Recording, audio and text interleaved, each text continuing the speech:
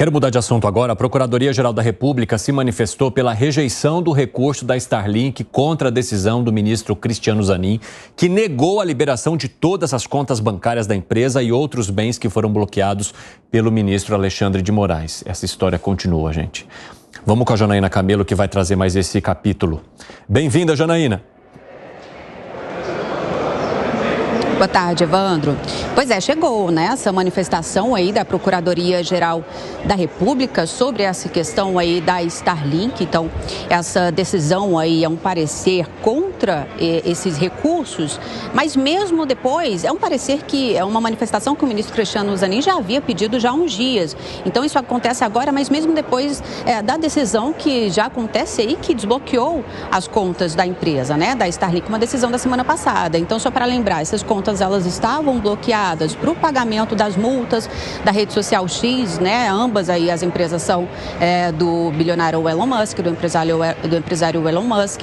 Então a rede social X havia sido aí multada por não aceitar aí, se negar a bloquear perfis de usuários da rede social que são investigados aí em inquéritos do STF, né? Por ataques a instituições democráticas. Então, depois disso, inclusive, a empresa fechou o escritório aqui no Brasil, se negou aí a apresentar um representante legal aqui no país e aí teve suas atividades aí suspensas por decisão do ministro Alexandre de Moraes. Então, só para lembrar, na semana passada, o ministro Alexandre de Moraes, ele determinou a transferência desse dinheiro que estava bloqueado da Starlink, também do dinheiro que estava bloqueado do X, para as contas da União, para a conta do Banco do Brasil da União. Foram transferidos aí no total 18.350.000 das duas empresas do empresário Elon Musk, e aí nisso, com o pagamento integral das multas, o ministro Alexandre de Moraes viu que não havia mais a necessidade de manter essas contas bloqueadas e determinou o desbloqueio imediato.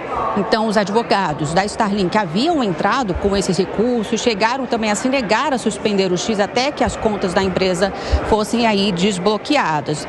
Agora, com relação à empresa social X, a rede social X, que continua suspensa aqui no Brasil, só lembrando que na semana passada a Procuradoria-Geral da República já havia também se manifestado contra ações que tramitam no Supremo, que questionam aí essas decisões contra a rede social X. A AGU também, na sexta-feira, se manifestou, pediu aí que o STF rejeite essas ações que questionam essas decisões do ministro Alexandre de Moraes contra a empresa, como, por exemplo, sobre aquela multa de R$50 mil para os usuários que usarem aí VPN para acessar a rede social. Então, houve essas manifestações, uma dessas ações, inclusive, foi apresentada pelo Partido Novo e diz que essa decisão aí, que essas decisões violam preceitos fundamentais, como, por exemplo, liberdade de expressão e o direito ao devido processo legal, e ambos esses processos estão aí com o ministro Nunes Marques. Evandro, é com você. Muito obrigado pelas informações, viu, Janaína Camelo? Ei, Laia, quando vocês acham que essa novela vai acabar, hein, Gustavo Segré? Eu não sei quando vai acabar, mas que está tendo uma visão diferente da mesma lógica jurídica, está tendo. Nós falamos aqui várias vezes, tem uma empresa que não tem elo societário ou não tem um sócio igual. E pelo menos não tem um sócio com mais de 10%, que seria o que equivale a uma empresa vinculada com outra. Um elo em que um sócio tem 10 ou mais por cento de outra empresa. Mesmo assim, Starlink tem que pagar a multa de uma outra empresa. Não vejo constitucionalidade nisso.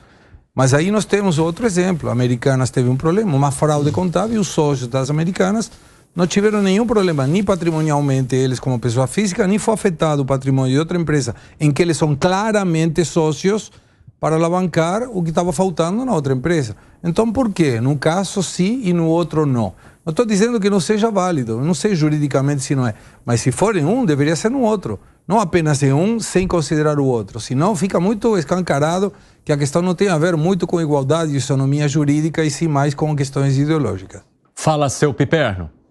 Eu também, desde o início, eu faço a mesma ressalva que o Segré. Quer dizer, a Starlink é uma empresa, o X é outra, eles têm digamos, no caso, o dono do X também é da Starlink, mas são pessoas jurídicas totalmente diversas uma da outra. Então, me parece também uma medida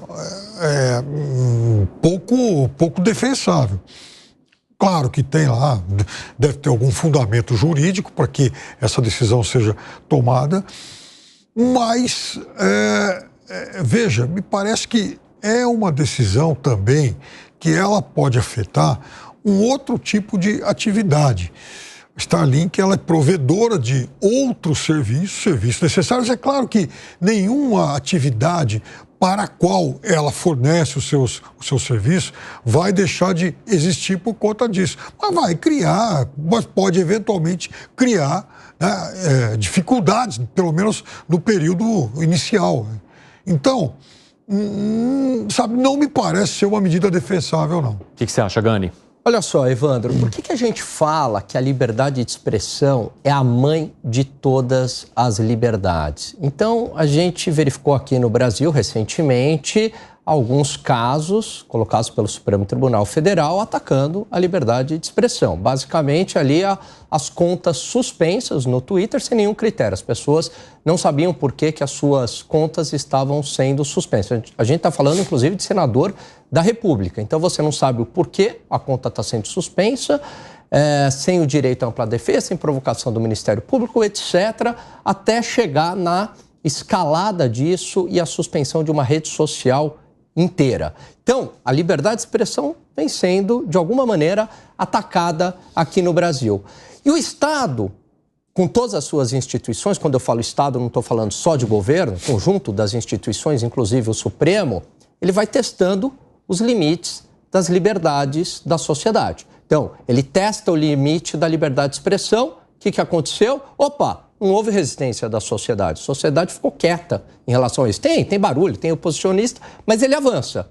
Da liberdade de expressão, a gente vai para o ataque a outra liberdade, a direito de propriedade, né? A manutenção do direito de propriedade. E isso ataca frontalmente o direito de propriedade. A gente está falando de segurança jurídica. Então, vamos aqui avançar o limite em relação ao direito de propriedade. Vamos avançar o limite, o Leviatão, o Estado.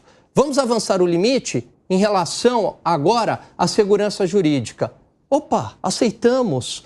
E aí, qual que é o problema disso? Isso começa a ir para outras instâncias da justiça. Porque o Supremo, ele forma opinião dentro do meio jurídico. Não só forma opinião, como ele é o exemplo. Ele é a instância máxima. Súmulas vinculantes, jurisprudência. E, de repente, daqui a pouco, um juiz lá de uma cidade pequena, opa, essa empresa aqui tem que pagar a multa porque tem um sócio em comum. Isso começa a contaminar toda a sociedade. É um precedente perigoso. Mas tudo isso pode acontecer, só que tudo isso não explica essa questão. Por exemplo, no caso da rede, enfim, no caso da rede social, uma pergunta muito simples. Por que a rede social em questão, ela não age aqui no Brasil como ela faz, por exemplo, na China? Será que, por exemplo, na China, se alguém lá caça um perfil, se alguém... Estamos falando da ditadura. Não, mas é aí que tá. Ela entrou sabendo das regras da China. A Constituição Federal Brasileira, o ordenamento jurídico brasileiro tem outras regras. Claro que tem outras regras. Não foram respeitadas. Claro que tem outras regras. Não é isso. Quer dizer, ela entrou lá porque ela sabe qual é o ordenamento jurídico da China, ela entrou aqui sabendo qual o ordenamento jurídico do Brasil, é verdade, e desrespeita. Não, ela também peraí. Mas a própria justiça também tem desrespeitado o ordenamento jurídico, a Constituição Federal Brasileira, ou uma suspensão de contas, sem você saber o motivo, é correto, Piperno? É ilegal, evidentemente. Olha, eu não vou discutir a legalidade ou não disso, até porque esse é um assunto controverso. Agora, mesmo que, vamos imaginar que isso tenha de fato ocorrido, e eu discordo disso, mas enfim, vamos imaginar que sim. Mesmo assim, a rede social não tem o direito de afrontar o ordenamento jurídico. Piperno, ela não pode falar, olha, em represália ao que vocês estão fazendo, eu também não vou mais respeitar. Você está colocando a cereja do bolo, que é o seguinte, eu preciso de um representante legal do Brasil. Mas vamos colocar o contexto antes. Contas suspensas sem você saber sem você saber o motivo pelos quais essas contas foram suspensas. E sem o direito à defesa. A pessoa não tinha o direito de se defender. Então, peraí, é uma arbitrariedade isso daí? Então, é claro que você vai escalando até resultar nisso. É diferente da China. É muito diferente, inclusive, veja, não dá à rede social o direito de simplesmente retaliar. Como não dá o direito também de uma suspensão de contas sem saber o motivo, sem direito à ampla defesa, sem provocação do Ministério Público. Do Brasil, esse é o ordenamento jurídico que eu conheço do Brasil. Esse é o país que eu defendo. Você não está obrigado a cumprir uma ilegalidade através de outra ilegalidade. Se o que está sendo determinado pela justiça é uma ilegalidade, você tem uma instância para procurar. Qual seria a instância para procurar acima do Supremo? Não existe. Quer arrematar, Zé? Sim, tô louco para meter minha colher nessa panela aí que está fervendo. A história é a seguinte: a decisão de suspender o Twitter, o X, foi em decorrência de não ter uma representação no Brasil. Ok, é polêmico, é um assunto que o mundo inteiro está olhando para o Brasil, o que vai acontecer. Agora, sequestrar recursos de uma empresa que não é a empresa X, aí já é um pouco demais. Até os ministros do Supremo divergem ali. Apoiaram o ministro Alexandre de Moraes, mas sabem que trata-se de uma situação muito complexa, essa de entrar em uma outra empresa, o que é de comum. A sociedade, né, do Elon Musk, que tem ações de uma empresa e tem ações de outra. Eu gosto de pensar em uma pessoa jurídica como a maior invenção do Homo sapiens. Dizem até que tudo existe, toda a conformação atual do mundo existe porque foi inventada a pessoa jurídica que, na verdade, ela não existe. Ela é uma abstração. Existe porque nós acreditamos. E ela se transforma tão real, o autor dessa tese, ele fala até dos símbolos, do leãozinho, da Peugeot, não sei o quê. O símbolo parece que existe, mas não existe. E aí ele prova. Por que não existe? Porque uma decisão judicial pode extinguir uma empresa de uma hora para outra. Amanhã já não existe. Então, ela, na verdade, não existia, né? Existe porque cremos. E mais, ela mesmo não existindo, ela tem coisas que existem. Dinheiro, conta em banco, imóveis, carros e assim por diante. Mas o respeito à pessoa jurídica tem que ser muito. Não estou falando ainda do direito à liberdade de expressão. A liberdade de expressão, ela é tão importante que ela é inerente ao próprio exercício da cidadania. Talvez seja o grande salto do Homo sapiens, foi a expressão, a linguagem subjetiva, que só nós temos. Outros animais têm linguagem, aviso de perigo, mas não é a linguagem subjetiva que nós temos. Isso é a liberdade de expressão. Está lá no 19º artigo dos direitos humanos, né? Está a liberdade de expressão, para se ter uma ideia. E esse debate vai no direito da liberdade de expressão, porque trata-se hoje de um novo mundo da comunicação. E essa empresa, a X, entrou em debate com a justiça brasileira.